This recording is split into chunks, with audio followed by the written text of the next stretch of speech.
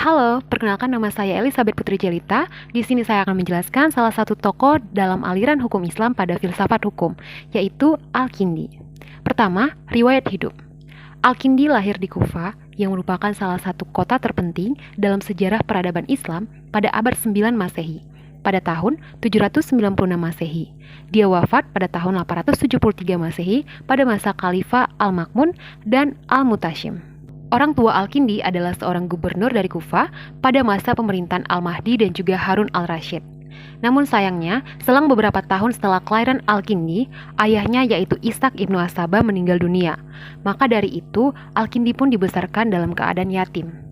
Al-Kindi adalah keturunan dari suku Kindah di bagian Arab Selatan yang sejak dulu menempati daerah selatan Jazirah Arab yang tergolong memiliki apresiasi kebudayaan yang cukup tinggi dan banyak dikagumi oleh banyak orang. Ia lahir di tengah keluarga yang kaya akan informasi kebudayaan dan berderajat tinggi serta terhormat di mata masyarakat. Al-Kindi melewati masa kecilnya di Kufa dengan menghafal Al-Quran, mempelajari tata bahasa Arab, kesusastraan Arab, dan juga ilmu hitung. Akan tetapi, kecenderungan Al-Kindi lebih mengarah pada ilmu pengetahuan dan filsafat, khususnya ketika Al-Kindi meninggalkan Kufa dan berdomisili di Baghdad. Al-Kindi banyak menerjemahkan buku filsafat, menjelaskan hal-hal yang pelik, dan meringkaskan secara canggih teori-teorinya.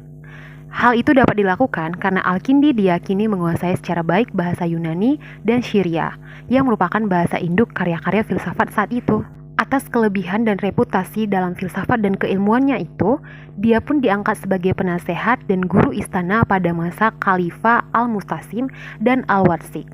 Namun, ketika masa Al-Mutawakkil menjabat khalifah pada tahun 847 Masehi, Al-Kindi bernasib buruk seperti para filosof dan teolog lainnya. Setelah 5 tahun melewati masa sulit pemerintahan Al-Mutawakkil, Al-Kindi pun wafat. 2. Ajaran. Bangunan pemikiran filsafat Al-Kindi merupakan refleksi doktrin yang diperolehnya dari sumber-sumber Yunani klasik dan warisan Neoplatonis yang dipadukan dengan keyakinan agama yang dianutnya. Menurut Al-Kindi, filsafat adalah ilmu tentang hakikat sesuatu dalam batas kesanggupan manusia yang meliputi ilmu ketuhanan, ilmu keesaan, dan ilmu keutamaan dan kajian apapun yang berguna bagi kehidupan manusia. Al-Kindi juga berpandangan bahwa tujuan para filosof dalam berteori adalah mengetahui kebenaran yang kemudian ditindaklanjuti dengan amal perbuatan dalam tindakan. Semakin dekat manusia pada kebenaran, akan semakin dekat pula pada kesempurnaan. Al-Kindi memandang bahwa pembahasan mengenai Tuhan dalam filsafat itu merupakan kedudukan yang paling tinggi. Selain itu, banyak pengamat yang mengatakan bahwa yang mempengaruhi pemikiran dari Al-Kindi bukan hanya filsafat Yunani, akan tetapi juga aliran dari Mu'tazilah yang sangat berpegang teguh pada Al-Quran dan kekuatan akal, terutama di dalam mengemukakan pendapatnya yang berhubungan dengan masalah ketuhanan. Bagi Al-Kindi, fakta bahwa filsafat bersandar pada kemampuan akal atau rasionalitas tidak berbeda dengan fakta bahwa doktrin agama juga memerlukan akal sebagai alat untuk memahami ajarannya. Ini berarti Al-Kindi menaruh hormat yang tinggi pada anugerah akal dengan cara memaksimalkan kerja akal dalam mencapai pengetahuan akan kebenaran. 3. Karya filsafatnya. Para sejarawan memberi julukan kepada Al-Kindi sebagai filosof Arab, karena dia satu-satunya filosof Muslim yang memiliki keturunan asli Arab dan bermukim di Arab Selatan. Dia telah menulis banyak karya di berbagai bidang ilmu. Ibnu Nadim mengatakan bahwa Al-Kindi telah merilis 260 karya, baik di bidang filsafat, logika, dan juga kosmologi. Akan tetapi, sedikit saja jumlah karya Al-Kindi yang sampai ke dalam tangan orang banyak. Sebagian riwayat mengklaim bahwa karya Al-Kindi hilang pada saat masa pemerintahan atau kepemimpinan Khalifah Al-Mutawakkil.